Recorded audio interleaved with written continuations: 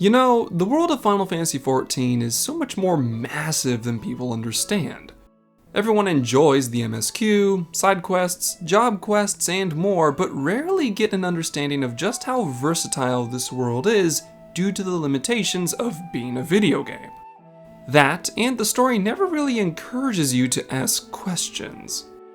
A great example of this is the job system, and how it compares to the various NPCs we've met throughout our years of playing. But just because we're limited to the mechanics created by the game's development staff doesn't mean we can't come together and gain an appreciation for the nuanced system the writers have created. For today's examples, we'll be using characters that most players of this MMO are familiar with, the Scions of the Seventh Dawn.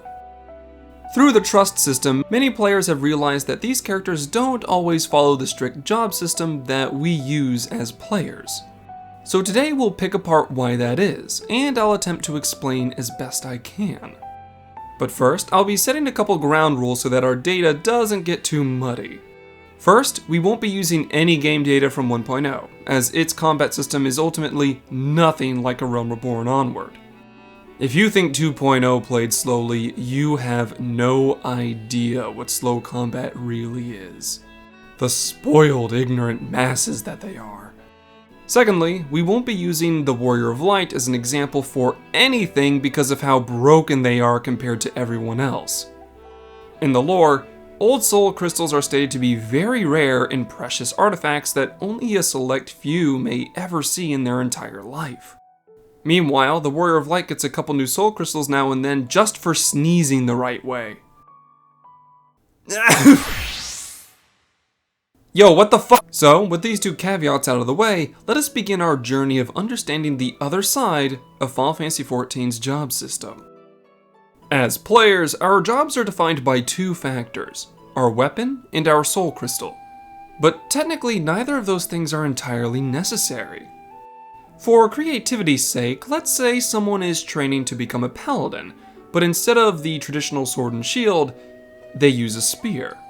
While the game doesn't allow this, it's technically within reason as far as the lore is concerned, and the end result would be a spear-wielding paladin, kinda like the job called Templar in Final Fantasy Tactics Advanced.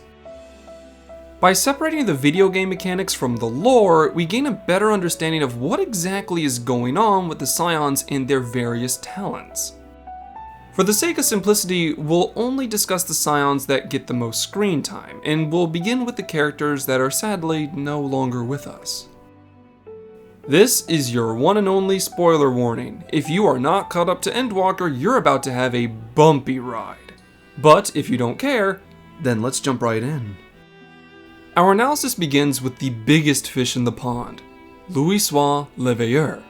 Now, the game categorizes Louisoix as a conjurer, but as you can guess, this is a horrible representation as to what he was truly capable of. Was he able to use the abilities of a conjurer? Yes. But that was only a fraction of the spells he mastered over the course of his entire life. He existed for more than 70 years, and in that time he not only gained a mastery over etheric control, but was able to create his own unique spells on the fly. So instead of just being a conjurer, he would have also been considered a thaumaturge and arcanist that played with spell schools similar to that of black and white magic all at once. And that's just going over his recorded accomplishments. He may have studied things like Charlene astrology as well. This is why Louisoix is considered such a legend, and with Tup Samadhi, he was able to one-shot an astrally charged Elder Primal. He stands as a stellar example of what someone is capable of if they're not bound by the job system. And sadly, we'll never see what he was truly capable of ever again. Moving on, we'll address his successor, Minfilia Warde. Minfilia is a weird case. Despite being the leader of an echo-blessed group called the Path of the 12 and then the antecedent to the Scions of the Seventh Dawn, she never displayed any talent for things like spellcraft or combat. You'd think the leader of multiple task forces would have some kind of skill in that regard, but apparently that's just me. While there are hints of her being taught certain skills by Thancred, she's never seen using or improving them. even after the various kidnappings. But what we do know is her geological background, so instead of being associated with a certain class or job, we'll bestow her with the title of Miner. Unfortunately, Minfilia's appearance in the Shadowbringers campaign doesn't count since it was Reen doing all the fighting. So yeah, Minfilia is a miner. Someone get this girl a pickaxe. I got some crafting that needs materials. Next up is a double whammy, Papalimo and Moenbryda. Papalimo displays the power and talents of a thaumaturge, but thanks to studying under Louisoix, his powers over magic were beyond anything one could learn at the guild in Ul'dah.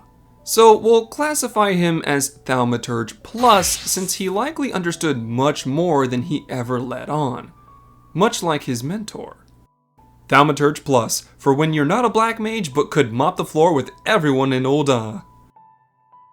However, if his boast about being Louisoix's finest pupil were true, he was far more powerful than we could have known, likely stronger than scions such as Y'shtola and Eorzea.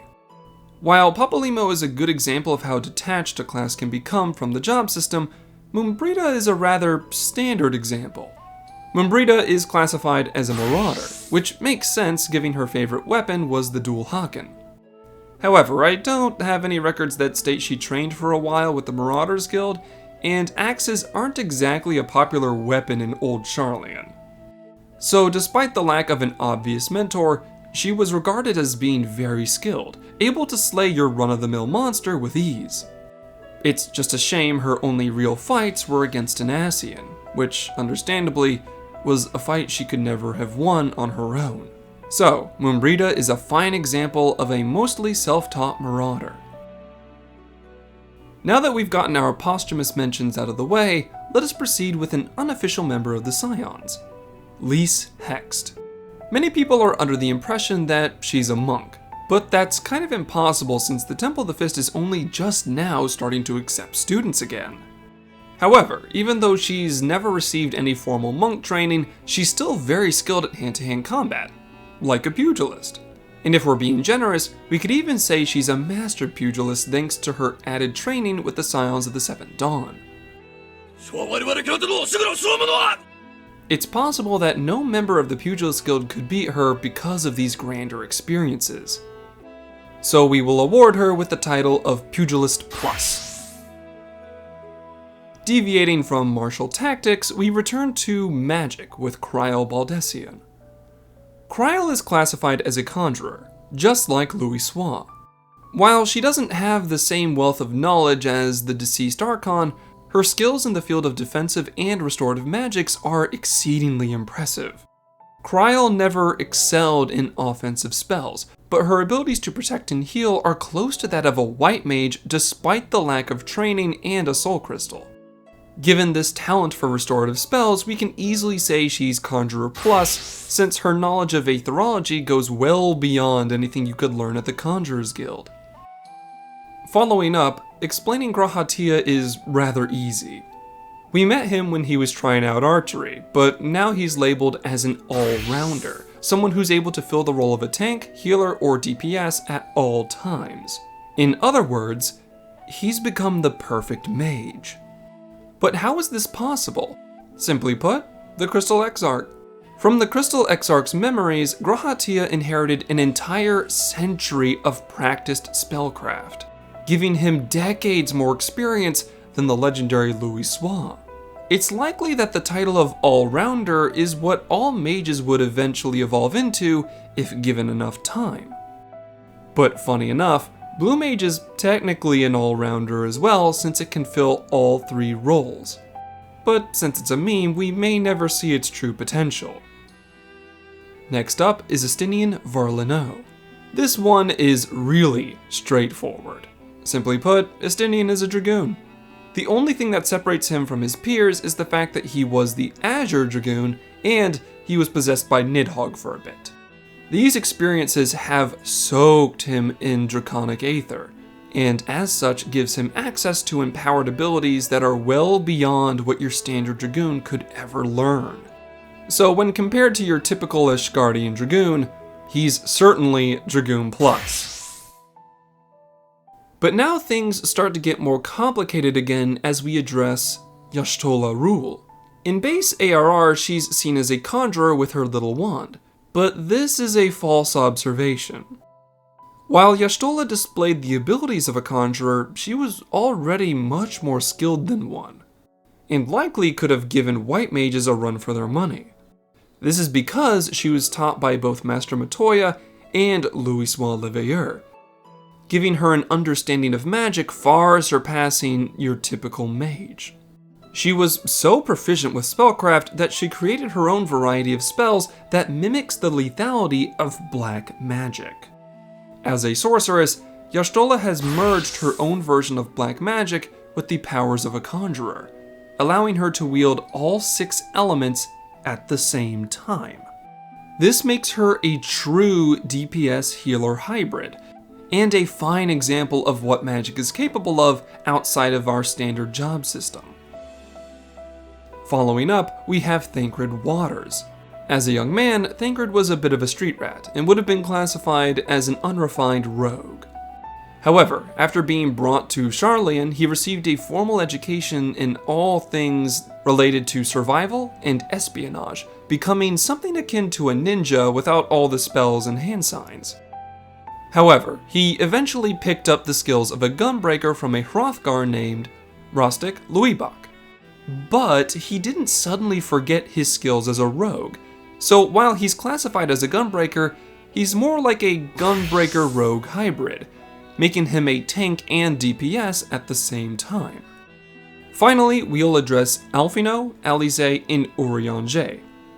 We're doing all these 3 at once because they all started as Arcanists and eventually grew into what we consider to be unique jobs. Starting with Lyse, she was an Arcanist that used her knowledge of offensive spells to learn red magic from Zerun Tia. As a prodigy, she mixed what she's already learned from being an Arcanist into her red magic training, improving her spells at a faster rate than some mages twice her age. Only time will tell what else she adds to red magic as she grows older. Next up is her brother, Alphinaud. He began his journey as an Arcanist as well, but eventually he became an academician as he experimented with different types of supportive carbuncles.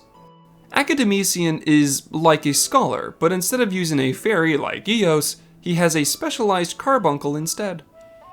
Though eventually, he put down his books and carbuncles in an attempt to master the arts of a Sharlayan sage, which, thanks to a soul crystal and his sharp mind, he was able to learn in record time.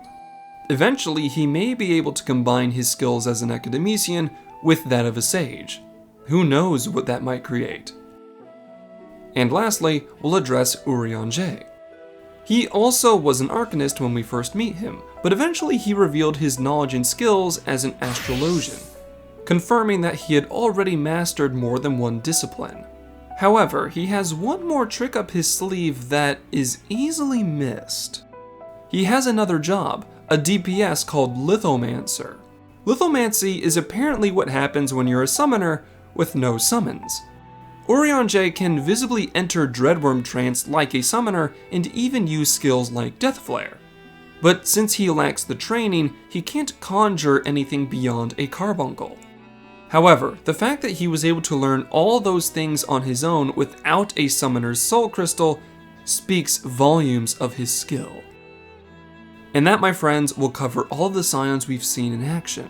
However, I've one honorable mention: Tataru Taru. As many of you may know, Tataru attempted to pick up the skills of an Arcanist, but eventually gave up as she felt her time was better spent focusing on the things she was already good at. However, what many of you may not know is that the carbuncle she conjured is still alive. Apparently, despite putting her book down for good, the incantation she wove to conjure her carbuncle is still persisting. This should be impossible, yet it's true, which means, ladies and gentlemen, that Tataru Taru is the most powerful weaver in all of Eorzea. So until we meet again, watch out for her. And stay safe, my friends.